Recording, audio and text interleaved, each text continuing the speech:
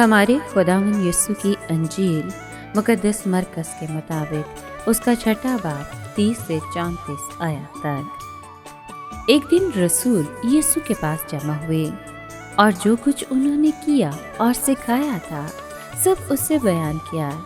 तब उसने उनसे कहा, तुम अलग वीरान जगह में चले आओ और ज़रा आराम करो, इसलिए कि बहुत आमदरफ्त थी और उन्हें खाना खाने की भी फुर्सत ना मिलती थी।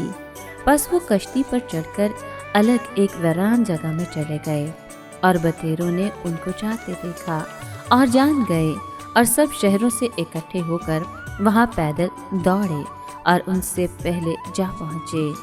और यीशु ने उतरकर बड़ा हजूम देखा और उसे उन पर रहम आया, क्योंकि वो उन भेड़ों की मानित थे जिनका चरवाहा ना हो, और वो उन्हें बहुत सी बातों की तालीम देने लगा।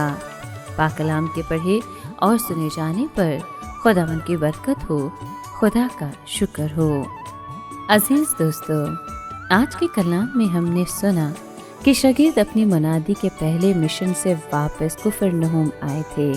शायद वो अपनी कामयाबी के जोश में भरे हुए थे, शायद थके मांदे थे और उनके पाँव दुखते थे।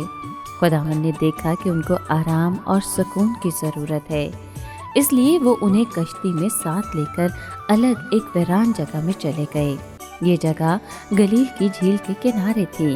झील के किनारे खुश्की के रास्ते से एक बड़ी भीड़ खुदावंद और उसके शागिर्दों के पीछे आ गई। यीशु को उन पर तरस आया। वो बगैर किसी रूहानी पेशवा के भूखे प्यासे और बेसहारा घूम रहे थे। चुनाचे वो उनको बहुत सी बातों की तालीम देने लगा।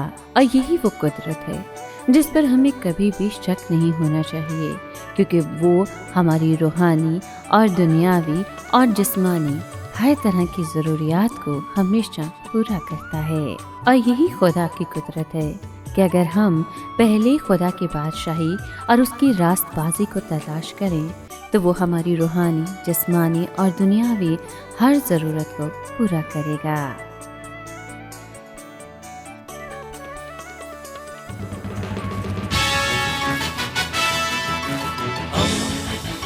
दोस्ती का पैगंबर रेडियो वेरितास एशिया।